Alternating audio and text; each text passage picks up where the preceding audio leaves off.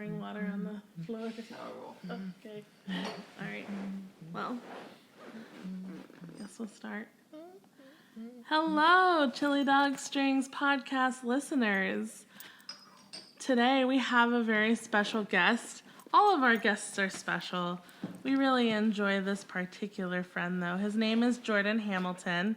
Hey, Jordan! Hey. What up, Jordan? And he's a friend of ours who is a wonderful cellist.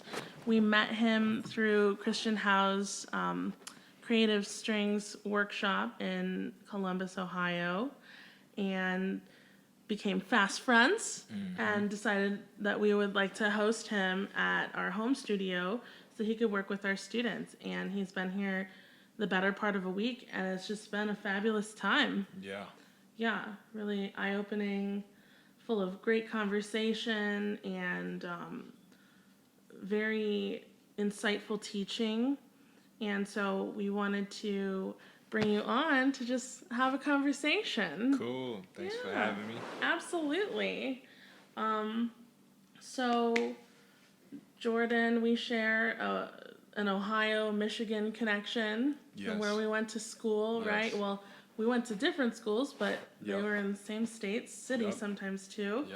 So in Cleveland, you know, I went to the Cleveland Institute of Music, and like just down the street, close to the airport in Berea, there's Baldwin Wallace. It has, like, as far as I know, just an incredibly rich history or roots in music education. Right? Yeah. So I even taught at their summer camp a few years, which is like pretty fun. Oh, wow. Yeah, we had a great time. So so Lauren Joss? Laura Joss. Yeah. So she's over that way. And I don't know. So there's that. And then in Michigan, I was based over in Ann Arbor, and you have been, how long have you been in Michigan, and where have you been living, and what have you been doing there? So just an hour and a half west of Ann Arbor. I've been living in Kalamazoo, Michigan, going to school for my master's in performance diploma at Western Michigan University. Very cool. So I've just been spending some years studying and some years not studying out of school. And during that time, I sort of took the time to teach. I took the time to work with different music groups around the area. There's a band that I play with a lot called the Last Gasp Collective.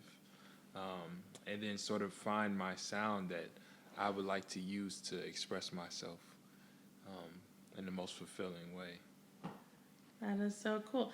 Now, if I have heard your conversations where you've been booking gigs correctly, are you touring like around the world?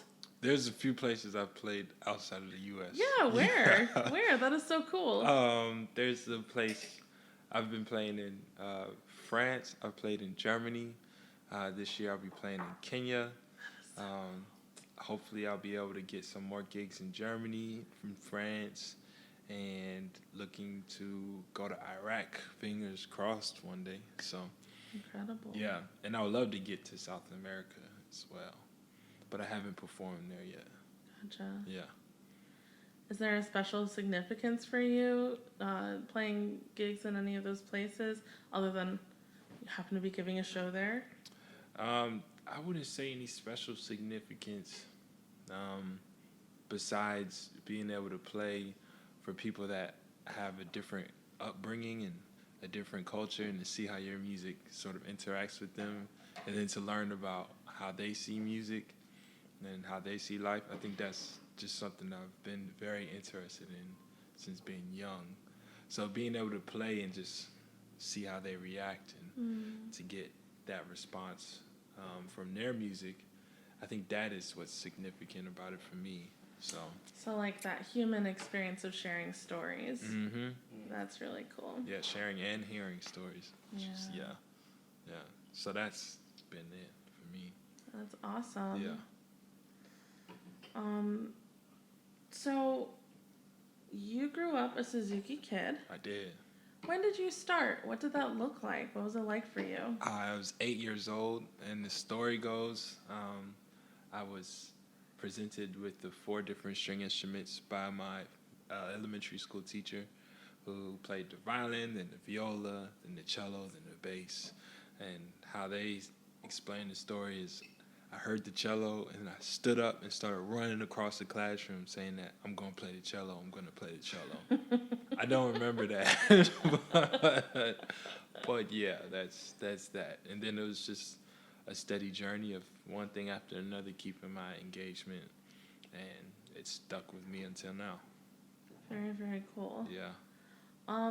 Do you find that studying classically, do you find that there was one moment where you can pinpoint, like, ding, oh, I want to play other styles of music on my cello?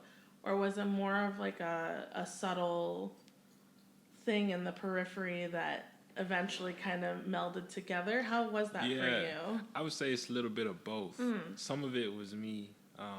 It was definitely this thing that was slowly brewing over time, just so that I was gaining more interest in things outside of classical, or I already had that interest that was outside of classical, and I was starting to gain understanding that I could play. I was allowed to play things on my cello other than classical. So that was being slowly brewed over the years. But then there's a moment after I graduated from undergrad where I was like, I'm really going to try and do something other than classical and actually allow myself to do it. So I do remember that moment where I made that decision. But the inspiration was a slow brew, and it still has been a slow brew. When you just started out with that as a kid, what kind of stuff were you playing? I remember, like on cello. Yeah. I don't know what I was playing when I was a kid. I think sometimes I would just play random notes. I remember specifically in high school, there were some cover songs that I was doing with, like, Apocalyptica was a big inspiration to sort of be like, yo, you can do this. And then I had friends bring sheet music, and then we would play that. And then I remember there was a program that I went to in D.C. at the Kennedy Center called the National Youth Fellowship Program. It's with the NSO, the National Symphony Orchestra.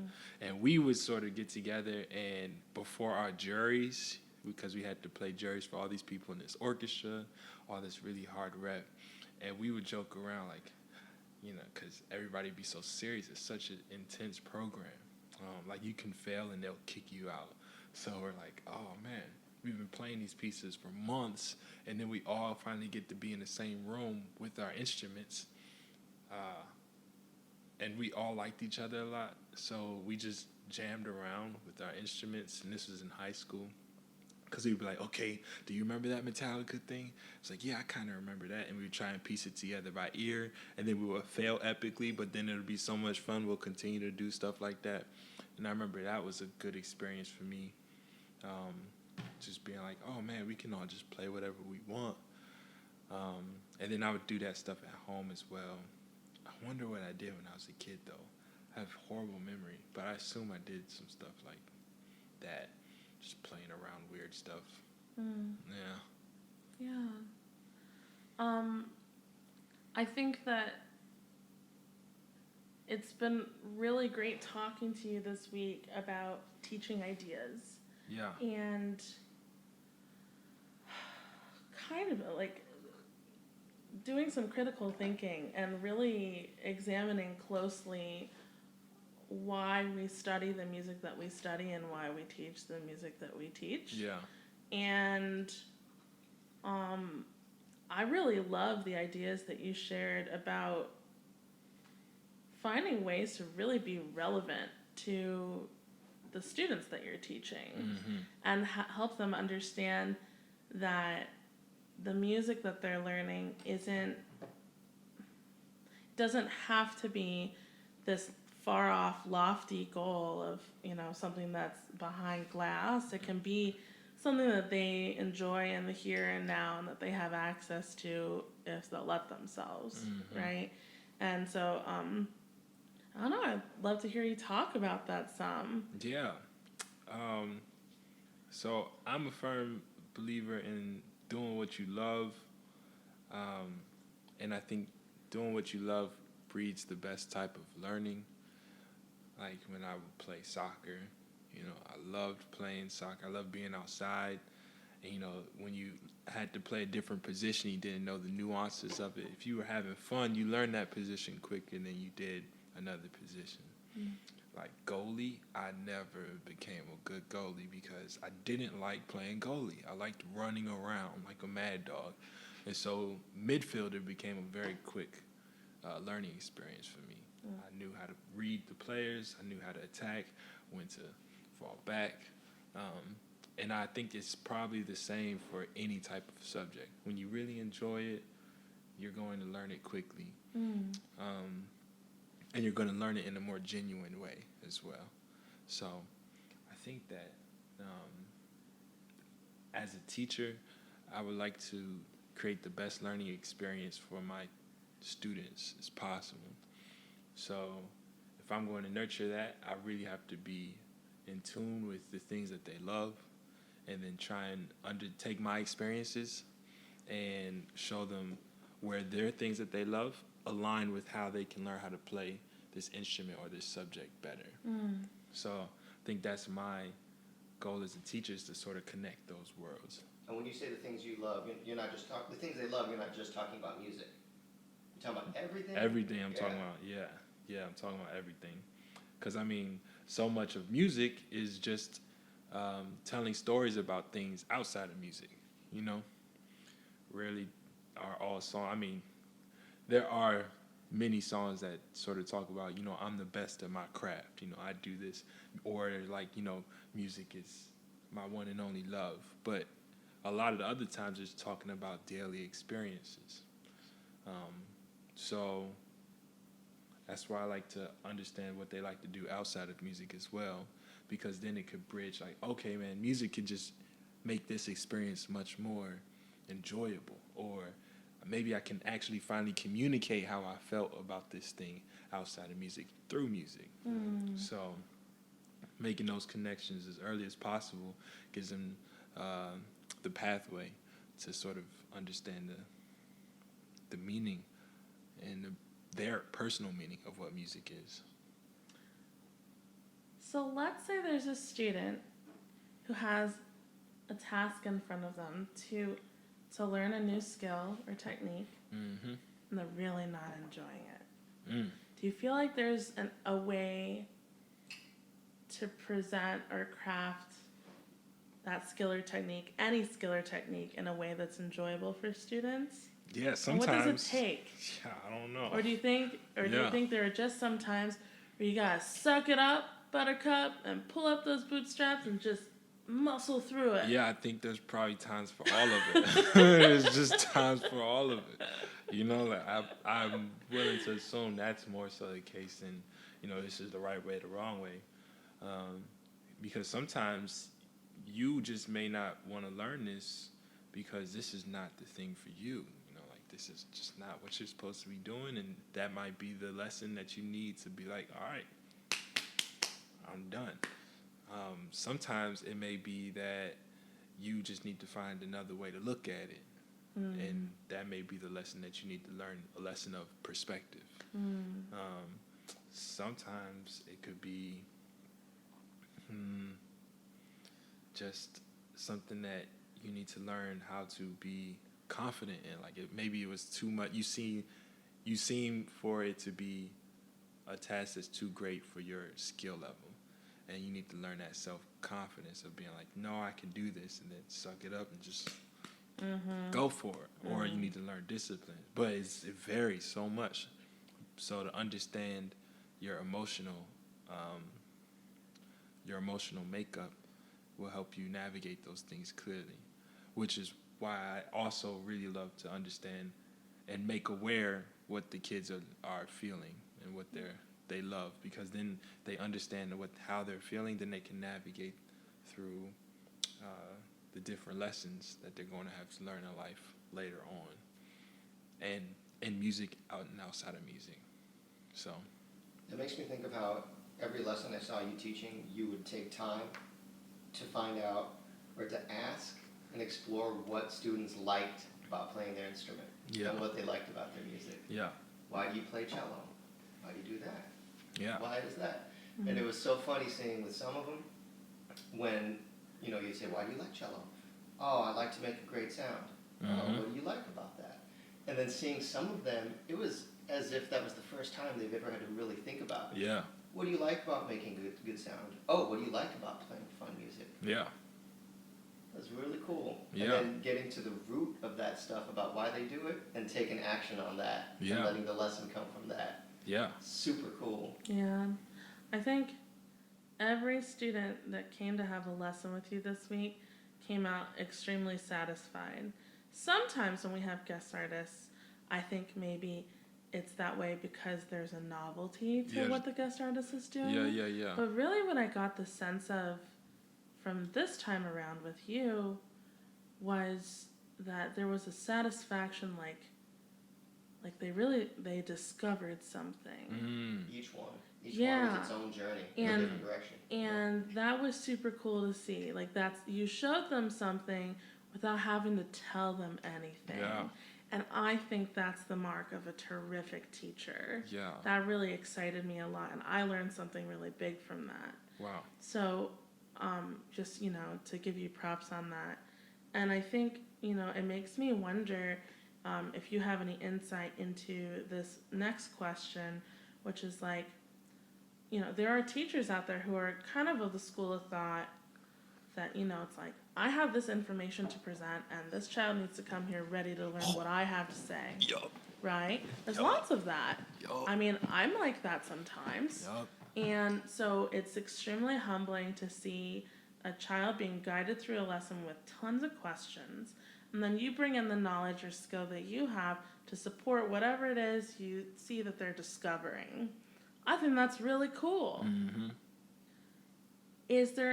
Have you, in your time teaching, discovered a point where, kind of like that saying, give a man a fish, feed him for a day, teach a man to fish, feed him for a lifetime? Is there a shifting point that you've seen in your dynamic with your students where they start to take on some of the responsibility of guiding themselves through that?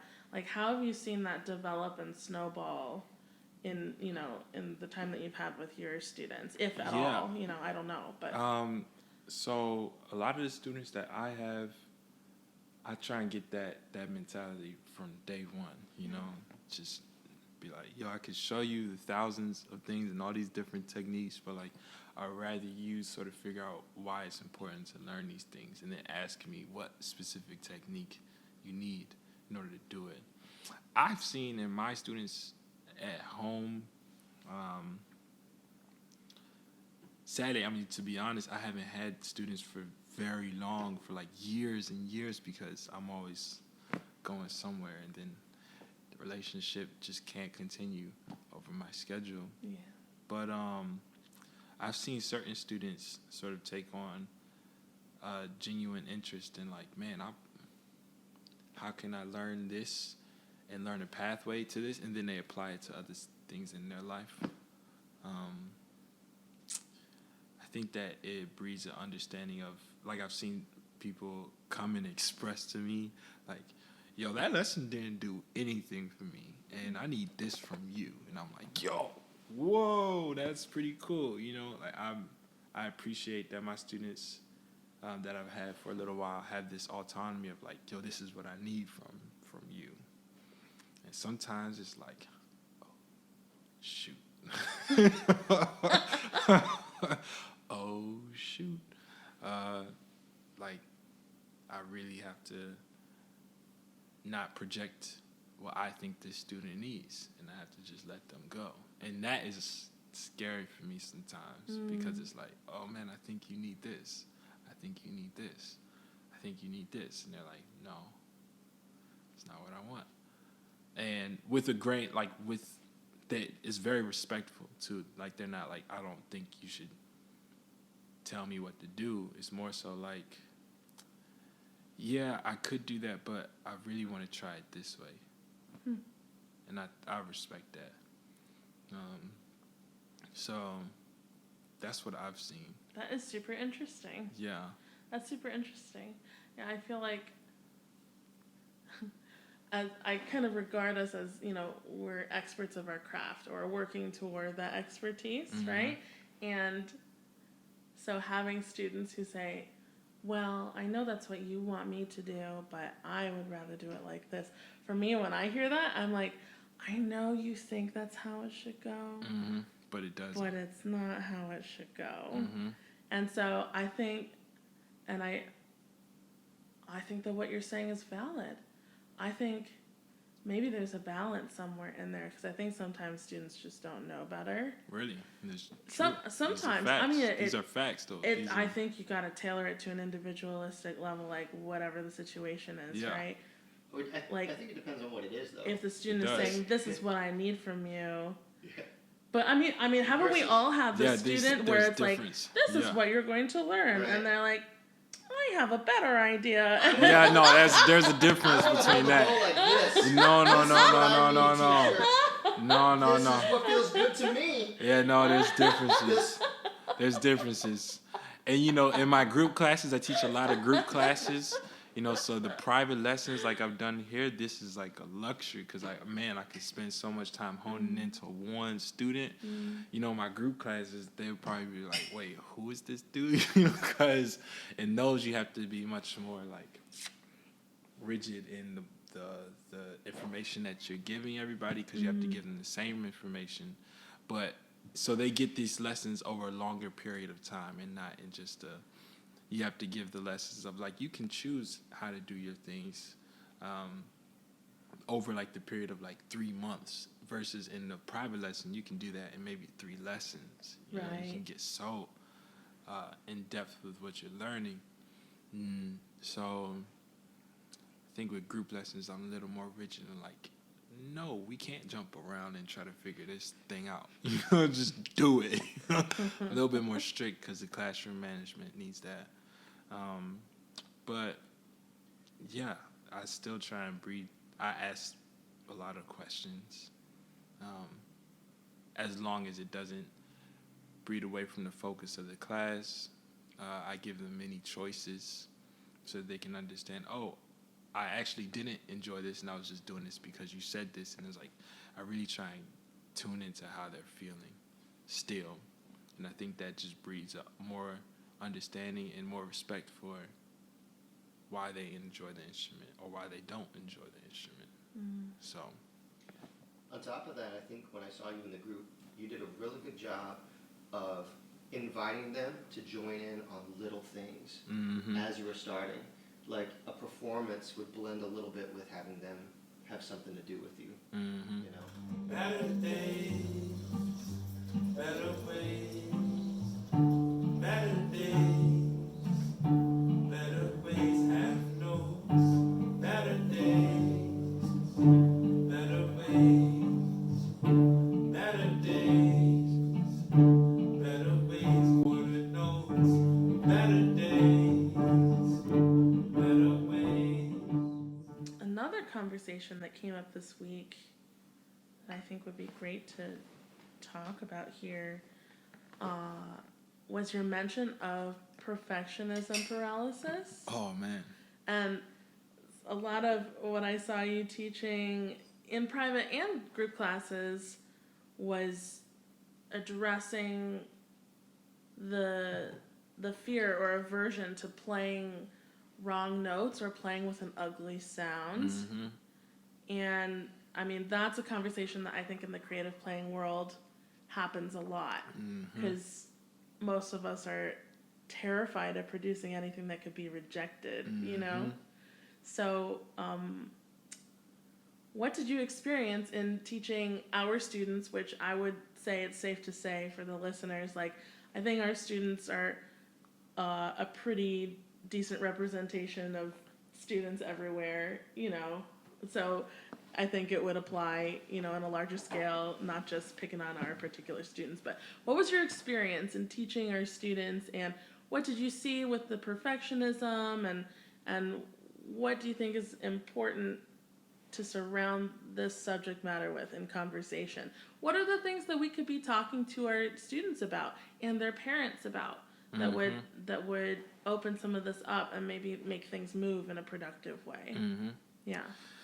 I think the main point is that, you know, these descriptors of good and bad are not as concrete as we make them out to be, and they're not as dependent on us being accepted or us being enjoying ourselves and us liking ourselves. I think that to be a good musician comes in many forms. You know, we have our standard of people that can play notes all in tune with a great tone. And in classical music, that is sort of what the focus is when we're young. If you can play in tune with a great tone and you can somehow be expressive in that, then you're a good musician. And then you have other musicians where it's like, well, if you can create rhymes that sort of tell a story, that have great rhythms, and you're using your vocals in a way that produces a good tone, that's a good musician. Or you have some people, it's like, if you can improvise over this one chord and not play a note outside of the chord unless it's used to tell a part of the story, that's what's good. And so, like, the focus is different for every different genre or for many different walks of life. And we have to understand that good and bad is always in context. And when we're in this context of, like, what is good or bad, right? Let's say we have classical music, right? With a lot of these students are studying classical music in Suzuki. Some of them may play with a bad tone, right? And they don't know what a bad tone is. They're just like, well, my teacher said it was bad, so it's bad. They don't know what's good. Well, they know it's good because their teacher said it was good. And if they don't continue to play with a bad tone intentionally, then how can they really understand what is good for them? And they really understand, like, okay, this is why I think this is good. Not because my teacher said it's good, but because I have heard the many bad sounds that I can make. And now I hear what I would desire. I hear what I desire to play. So I think that many times we don't want to play anything that is bad. So we try and stay what's good. And I think that is inherently sometimes a bad thing because we don't know what until we try to play something bad and have understood our discomfort, we don't know what we want to go for. So to avoid bad things it may be causing more harm than good. So to become comfortable in the bad may be just as good as only playing good things. So maybe packaged another way, in the context of learning, discovery, artistry, what really works is to explore what is completely on the palette of sounds. Exactly. That way you can be as intentional as possible in producing what you want to produce. Exactly. Right? Exactly. So, like, yeah, because so much of our conversation that I've taken away this week has been about being intentional in all areas and walks of life, being intentional about what you're putting out there. And how can you do that if you don't educate yourself, or if you don't explore, or, you know, just find the edges of what you see to be possible, right? Yeah. Push your boundaries so that you can understand which boundaries you want to have in your life. And our boundaries of good and bad are not so concrete as what we make them out to be. That's so great, because I think a lot of people, when they hear creative string players specifically address, like, ugly sounds, and you see the person presenting the idea that ugly sounds don't have to be bad, I think some people think that's kind of bogus, and it causes them to write off whatever about creative string playing, because they're like, you can tell me all day till you're blue in the face that that's not an ugly sound, but I think it's ugly. So I really love the way that you laid that out and explained that, because it's like, in order to, it's what I tell my students a lot, like, in order to really have something or know truly what it is, you also really need to understand what it is not. Exactly. It's the front of the hand, back of the hand kind of a thing. Exactly. Right? You can't have one without the other. Exactly. Yeah. Exactly. Super So cool. to get over perfection paralysis, I think that you have to understand the context of what good and bad is, because I think we get this paralysis because we need to understand, we want to play it right, we want to play it good. It needs to be the most killing solo, it needs to be the best song that's ever been written the first time that you play it, every single time, otherwise you're a failure. It's like, well, like Prince has thousands of songs locked up in his vault for a reason, because they're turning out 30 songs and only one of them is what you heard. So it's like, to find out what was good, you have to play the things that aren't maybe so good. And that's the process. That is what it is. And it's foolish for us to think that the first time a baby is going to walk, or the first time a baby learns to walk, they're going to get it on the first try. Like, they'll just get up and start walking. They're not going to fall. They're not going to maybe step on the wrong foot. They're going to walk with swag already. They're going to be able to, it's foolish for us to think that way, so why would we do it for ourselves? Yeah. And it happens every single time. But it's that expectation of trying to be perfect or trying to be good that keeps us from having that type of playful attitude that a baby has when it's trying to walk, Yeah, I mean, that's a great metaphor. I think, what are the conversations that parents could be opening with their kids to talk about this kind of stuff? I think listening to your kids, for sure.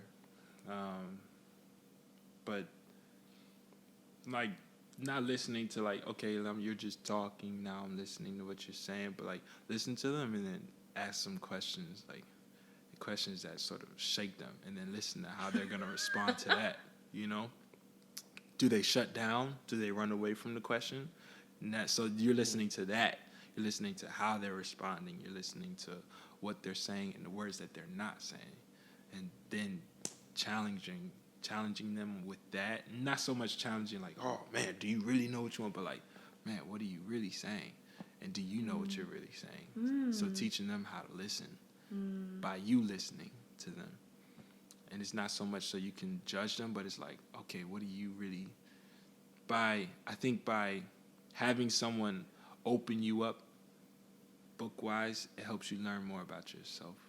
Because then maybe I've never had to confront these things. But you can see them easier because it's easier to listen to yourself and understand how you sound when you record yourself.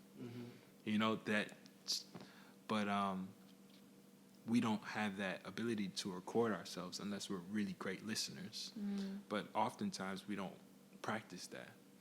I don't think the way that we grow up in this culture challenges us to listen to how we actually feel and what we actually want. Even though, we're supposed to be going for our dreams and for the things that we like, I think those things are projected on us. And we choose certain dreams that are in that good pathway. So I think parents listening, if they can listen themselves, trying to really understand their kids is a great way to start. I think talking to your kids about things that you love, things that you don't love, why you love them, I think that is also a thing. Because I think that kids look up and study their parents a lot, and so if they can understand something deeper about their parents, helps them understand the sort of nuances of what to be human is, and then they can apply that to themselves. It helps them get like a little textbook into what it's like to have a relation with themselves or others. I love that. So in giving them access to, making yourself known as their parent, Yeah. then they have the opportunity to make themselves known to you and to others in the world. Yep. Yeah. And for a parent to recognize their perfection paralysis and show that to their kids, man, that'd be big. It would. That'd be big. Sometimes I just tell my students of certain things, like how I feel. It's like, yeah, I'm telling you about perfection paralysis, but just last week I haven't shown this piece because X, Y, and Z. Just being open about that and like, sure. You're not different, or you are different, but you're not different at the same time. You're right there. And we're all struggling with this. Shoulder to shoulder. Yeah. Now, how can we help each other? Yeah. What do you have that's to offer to this situation that can help me get through this? And I'll offer what you have. I'll offer something that I have. What does the student offer? Depends on the student. Depends on the student. You know what I think students offer? It's really just people in general, right? Mm-hmm. But what students offer is different versions of the same mirror. Perspective. Because anytime something comes up and you're like, here's something I need to address, whether it's a problem or here's something I need to shape or create or mold or guide, there's always something that gets brought up for you about yourself. And through that, you can discover something new while you're walking down this pathway with whoever's there with you. Yeah. It's just like, one of the greatest lessons I learned last year was anytime you find yourself getting irritated or annoyed with someone, you can be like, they are so horrible, blah, blah, blah, blah, blah, blah. Oh my gosh, I can think of a couple examples of that last year, And then, I was sharing this with someone that I trust very much to guide me and how I think. And they were like, consider that all of the world is a mirror. And I thought about it and I was like, that thing that is driving me crazy about this person, it's because I have something of that in me that I am trying to push down and get out and not acknowledge and, avoid, protect, defend, all that stuff. And it's like, so with kids, I think what's super cool is they're still developing. So there's kind of a humility and an openness, and you let down your guard I let down my guard when I'm with kids, because it lets me be my innermost self usually. And so then, I don't know, in some ways it's just easier to guide and develop and go together, I agree. It's like a purer form of it. Yeah. Yeah. So things are less fixed because you can more easily acknowledge that they're still developing. Correct. Yeah. I think so. That's how yeah. Because, yeah. Yeah. That's what I love about teaching. Yeah. That's what's so cool about it. That sounds very self-serving. Yeah. But there's a self-serving attribute in everything that we do. True. That is true. Even if it's helping others. Yeah. I have a question I've been dying to ask you, man. Yeah.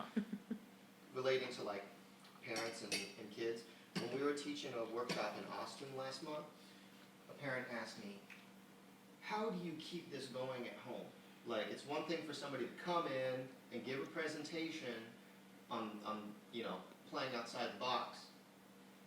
What would you recommend for a kid in that situation? You get exposed to this, and then you're back in normal life. If you love it, how do you keep it going?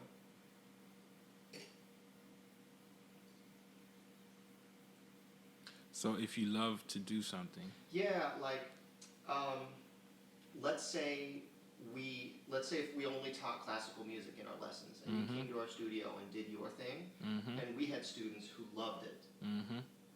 What can the student and the parent and maybe even the teacher do to keep that love growing beyond what they're playing in their book? I would say.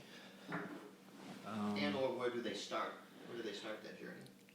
I'll always go, to feelings. I always go to feelings. So how did you feel during that lesson? Okay.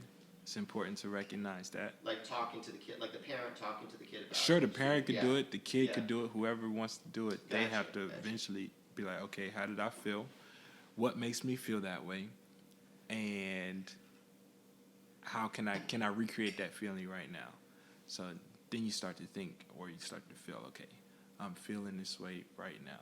Try to recreate that feeling in that moment. All right, I feel this way, I feel this way, I feel this way. That's how I felt. Okay, make myself feel that way right now. I'm doing it. Okay. And then whatever you decide, like whatever activity that you did, you start doing that activity and you try and find that feeling. It's like, okay, I feel this way. Or you just sort of that thing of like faking it till you make it or something like that.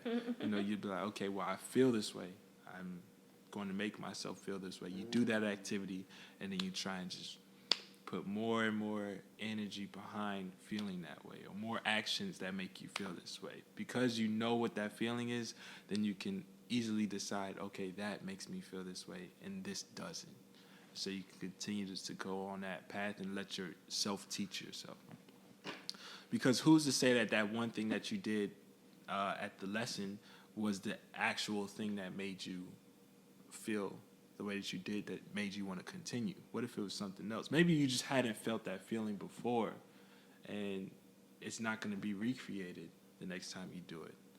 And you don't know that until I think we want to do this because we feel a certain way.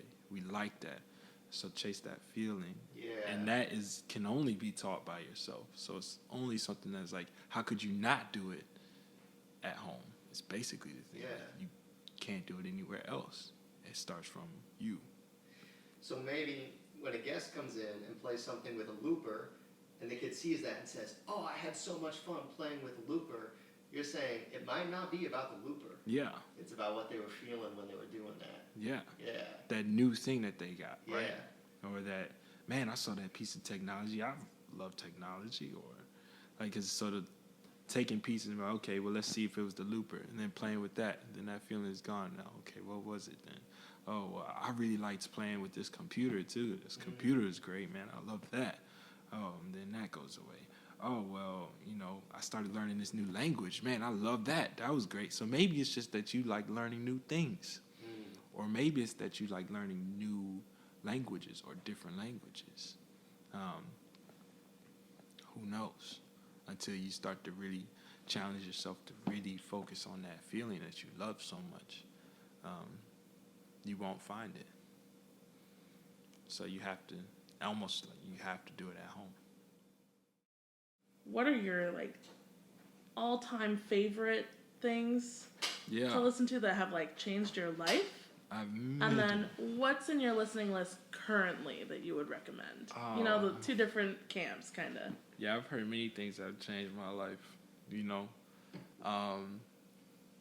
Some of the first things that changed my life were the things that my parents were listening to. For some reason, I have a distinct memory of hearing Watermelon Man at the Circus by Herbie Hancock, and that is just ingrained in my memory. Just like,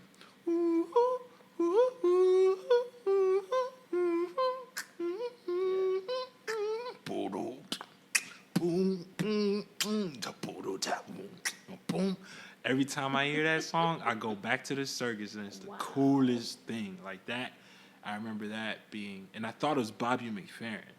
I thought that song was Bobby McFerrin until later in life when I started listening to Herbie Hancock and I heard this song that I didn't hear, I haven't heard this song ever in that period of time, but the memory of that song was still in my head. Wow. And so it's always been this song just like, man, I love that song. That song makes me feel so good. I wish I knew what it was. And I listened to Bobby McFerrin, the whole thing trying to find that song is like, nope, it's not Bobby McFerrin. It's somebody played Watermelon Man, and I was like, this is the song. And I just lost my... Wait, how old were you when you heard it again like that? I was 22. Wow. What? Wow. So not that long ago. No. Crazy. And it took me that long to get into Herbie Hancock and Watermelon Man. Even though, many people around me listened to him, I still didn't listen to it. found that song. Wow. So I remember that being a distinct memory in my head. And I don't know, that made me feel like music could be a little bit different. Because, you know, there's a lot of other music going on at that point. And that one, music could be a little bit different and I could still love it. You know, I think I may have heard that when I was like 7 or 8 or something like that. And it's associated with that memory. So that sort of changed my life because going through those years, I was like, man, I remember that song so clearly, and I don't remember what it was. Like, it's just the sound that sort of stuck with me. So that made me think about what music, one of the functions of music were and is in my life. In terms of like other songs, you know, I had this teacher who who showed me the instrument, and she brought me through elementary school and middle school. And there was this song that she loved, like my 6th or 7th grade year, called Ashokan Farewell.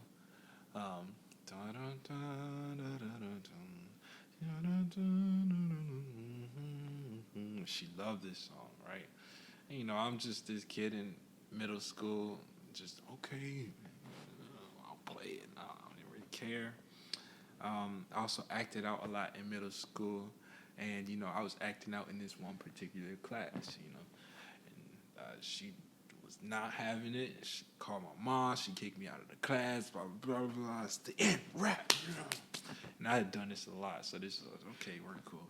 And then, you know, next day she didn't come into school, and I was like, yes, I'm fine. You know, we had a substitute teacher, we're good. Next day happened, she didn't come into school. Yes, she's not here. No, I'm sick of her, right? Oh, but tomorrow's Friday. I know she's going to be back before Friday. Gosh. Next day, she wasn't there. And on the Monday, I was woken up early saying that she had died from a brain tumor. Oh. And this Ashokan Farewell song was like her favorite song that she was teaching us. And it was a song that sort of stuck in my memory of like, this is what she was. It's always been that. And then we played it at her funeral. It's just interesting, Ashokan Farewell, like, and this was our farewell song to her. And that sort of changed my life because that sort of made me understand, like, how this thing can pack such a heavy feeling. And that song will always represent that for me. It's like Ashokan Farewell. And we had a good relationship. Yeah. Like, she always wanted me to play cello and play it well, and she challenged me. But, you know, I was a knucklehead. So it was like that mom thing, you know. But that song always captures that memory, that emotional connection that we had. And it's every time I hear it, I'm like, yo, it's Thomas's right here. And I do think that that's one of the big reasons I teach as well. So that changed my life. Bobby McFerrin clearly changed my life. There's another record that I heard, or, you know, the Brahms symphonies. Oh my gosh, those changed my life, man. That was when I was like, I'm gonna be a conductor, and I'm gonna be in an orchestra.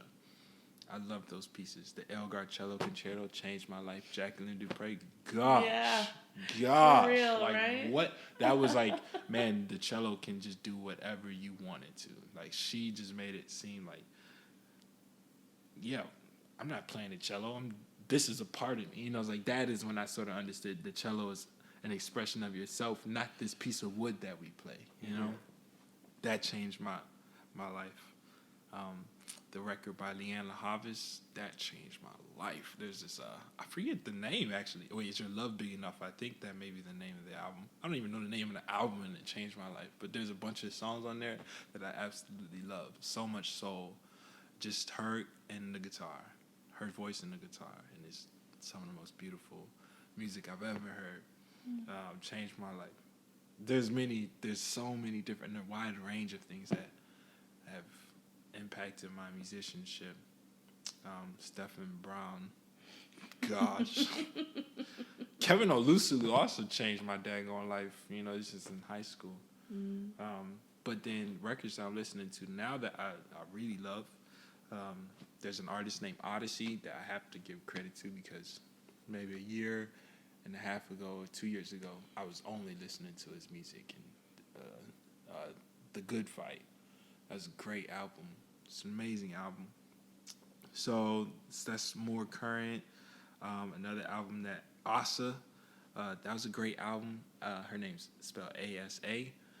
She is, I think she lives in the UK now, but her music is so different. Like, it's so different, but it still rocks, you know. And I like these people that ride in the line of like being quirky, but also being very cool. And it's like, you don't have to fit in some pop label, or you don't have to fit in some completely off the wall thing, but it's just you. It's like, it's a lot of different things. No Name, I listened to her a little while ago. That was like the album for me. Felix is my current addiction, and I can feel myself just getting sucked in more, and it's getting really bad. Like, it's going into an Odyssey phase. Like, Felix is this producer from Chicago that his music is everywhere. And I love artists' music is just like everywhere. So Felix, I could talk on and on about my influence. So many people I love. Been listening to the Sedan Archives too. She's great. Yeah, she is. Sedan Archives. Oh man, there's so many albums. I know I'm forgetting so many albums, but yeah, those are some things that stuck in my mind right now. That's awesome. Yeah. The short version of your influences. That is a very short list. When you consume music, like the things that really get you excited, where you're just like, I'm latching onto this. Yeah. This is gonna be my jam for a while. Yeah. What can you describe what that's like? This feels like, I don't know what it's like to experience zero gravity and then get pulled into gravity, but I imagine that's what it's like. Also, because I don't comb through a lot of music. I don't consider myself as someone who can comb through music. I know a few people who just listen to everything, and I'm like, how do you have time to listen to all of this stuff? Like, I can't. Like, I can't even.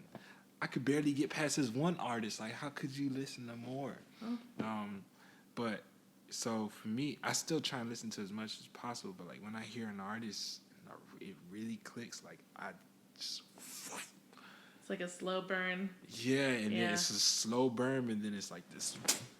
Now you got me. I just can't listen to anything else, and it's just, for me, I love to listen to a track over and over again and just really understand the nuances of it. That's kind of where I get but that's like I've always been that way. It's kind of how I learned how to play cello, you know. I listen to something, and I listen to every small little detail. You got that, listeners? Yeah. Listening. Yeah. To every detail. The smallest Students of out details. there, listen. The smallest of details. So that's kind of how I do it. Others may have something else, but like, when I hear something I love, like I can't listen to anything else. I just can't. And I don't even have to be actively trying to recreate it in my head. I just sometimes I listen to it in passing, and that's that. So it's kind of what I do. It's awesome. Just thinking about students listening to this, if you don't mind, I'd like to go back to your Suzuki experience a little bit. Yeah. Your experience as a Suzuki kid. Yeah. What, in reflection, what do you feel like you got out of being a Suzuki kid? And I'm talking on many levels, so like your relationship to your cello, your relationship to classical music, your relationship to your parents, being a human being, like character development just as much as musical development. I'm interested in hearing from you. Yeah, that would be an interesting question for my mom as well. But I think that Suzuki nurtured my ear. So I assume that, some level of my ear was developed before Suzuki. But, Suzuki allowed me to strengthen that muscle, which is great. I think that's a great thing. And I remember my mom was very active in my Suzuki training. So I imagine that you know, me building a relationship with my mom was heightened, you know, from those experiences. I remember going to a Suzuki camp with my mom, and it was just her and I didn't want to be around her at all. You know, I just wanted to be out there, but we were in a strange land, and she didn't feel comfortable, and just letting her little 8-year-old boy run around in strange land by herself. So I was around my mom, and it was cool. Like, I can imagine that those things, like sleeping in the same room and in a different place, you know, those things did something for my psychology. And her listening to me and be like, you need to play that again, because that didn't sound like the recording like your teacher said. And I'm just like, don't listen to me. I'm doing my own thing. I do it the way I want to do it.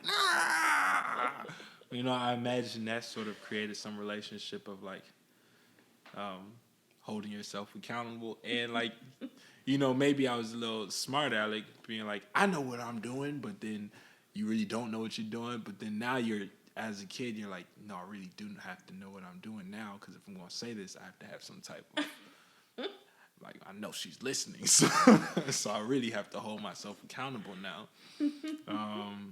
So I think that sort of breeds some type of self-autonomy, understanding what you want. I think Suzuki did that.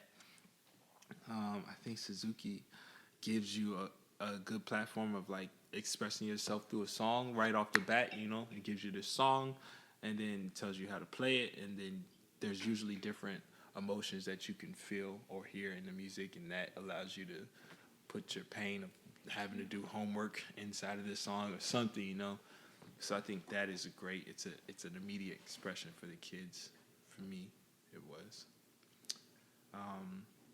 For me, it also bred some sense of competitiveness with the other kids, but I was competitive. Like, it just allowed me to, like, I would see other kids that were doing it, and I would listen to them and be like, I could do it better. But I couldn't do it better.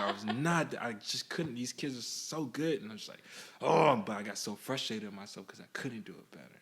But then that made me go home and practice. So it aided my competitive bone. But also I got that out in other things in life as well. Yeah. So those are some of the few things Suzuki did. But yeah, did a lot, I think. I would assume so. That's awesome. Yeah. Thanks for sharing that. Yeah. Oh, man. I don't know. It's like, I know it's been the better part of a week. It feels like it's gone by like that. I know. And, you know, all good things must end, right? But I also, in another universe, wish that it could just be like this all the time. Yeah, yeah. You know, we could just create like a creative string playing compound. And we could all just have our own living quarters and like come together and whatever. A runway in the backyard. Straight up. Planes can fly in. Fly in and fly out. Yeah. We could and go about playing gigs and stuff in different places, then come back and keep practicing, keep learning, and then go out, fly out for the next gig. Totally. Have a shuttles. And this could be done. If any of you out there are investors and you want to realize this idea, yes, or have give us planes. a call. Yes, planes. And can build runways. Runways, power generators. We need bus drivers. Yes. We need chefs. Yeah. And great musicians. Please, just come through. Yes. Come on down. So good. Neil, do you have any final questions that you want to ask? I don't have final questions. I want to do one more thing that's kind of new in this episode, and I have no idea how to land, but do you have any questions for us? Oh, man. What are some things that you wish your students could do consistently that could sort of breed these, the atmosphere of being more in touch with being a creative, or more in touch with how they want to pursue music? Yeah. You know, because for me, you know, every Suzuki teacher has a slightly different take on what it is to be a Suzuki teacher. Mm-hmm. For me, the primary concern really is character development. Mm-hmm. That's what's there for me. Mm-hmm. And so I would love to see my kids consistently being intentional about their stuff. Yeah. You know, like, you're coming to me, your parents are investing in lessons. You know, this takes time and energy, and it's, you know, we have a relationship that we're investing in as well. You know, like, if this is important to you the way that you say it is, I want to see you take it on intentionally. You know, the thing that I've been sharing with my students lately is that they are not their circumstances. There are always going to be things happening, and actually, as you level up in life, those things come at you like with greater and greater challenge consistently, you know. So, like, just saying what it is you want and having the resolve to do it, and then, like, coming through for yourself, like showing up for yourself, putting in the work for yourself. And when that happens, it's like you become someone you had no idea you could be, and it's a great thing.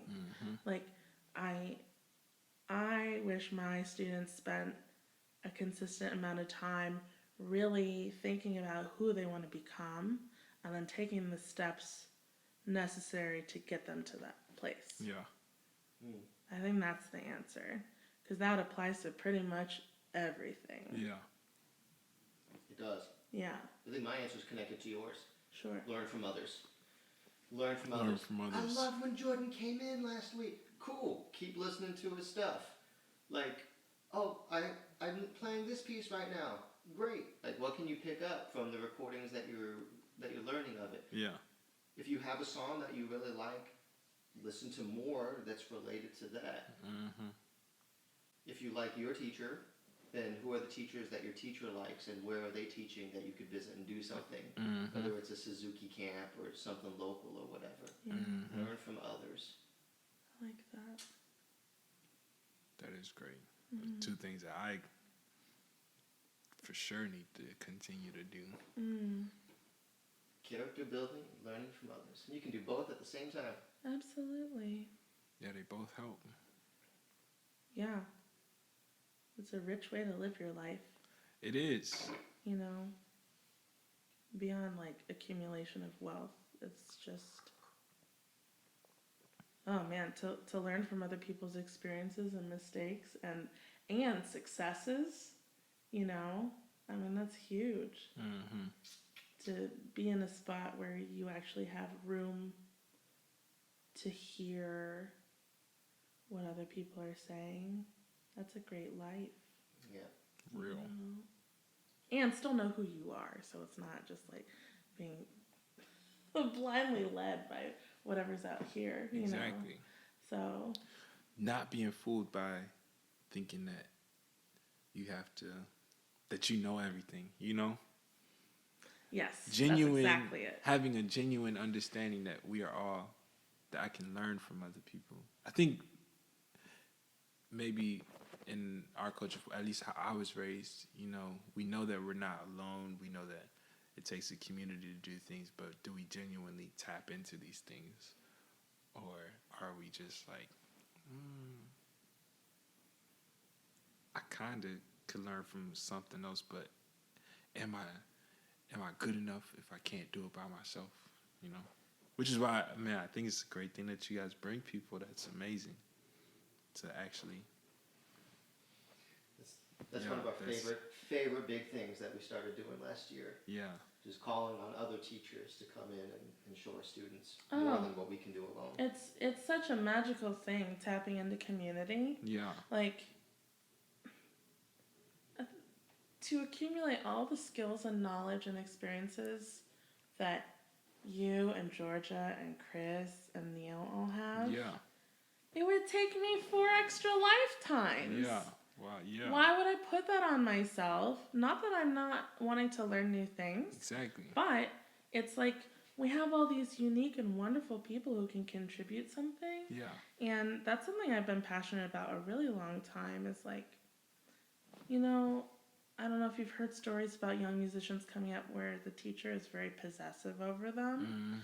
And I always thought, you know, like, beyond just the nature of being possessive about stuff, you know, it's like there's beauty and value in getting a diverse education, you know. And so that saying of like many hands make light work, like, for a student to be exposed to, rather than just me, like we co-teach our group classes by design. So they get access to 2 teachers, 2 minds who have 2 different sets of giftings. Multiply that by 2, bring in Georgia and Jordan, like That's who exponential. are 2 completely different individuals on their own as well, but like now they've had a multitude of experiences in a really short period of time. And then that creates value for our clients. Like being with Miss Samson means that I get to be with lots of people, It's a good thing for everyone. So, I'm glad that you think that's cool. I hope that our students think that's cool too. I know they do. Yeah. I know they do. Yeah. Judging by the reaction every time we have someone come in and do this. Beyond cool, but like valuable. Yes. Yeah. Yeah. Yeah. So I can't thank you enough for being here. It's such a blast. No, likewise. Yeah, like personally, it has made a huge impact. Yeah. Yeah. No, this is great. This is great. So, for all of our listeners out there, thank you so much for tuning in. Again, this was an interview with our friend Jordan Hamilton, cellist, currently based in Kalamazoo, Michigan.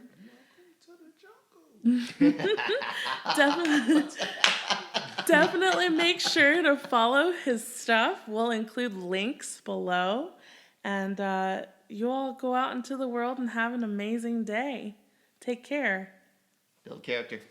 Learn from others. I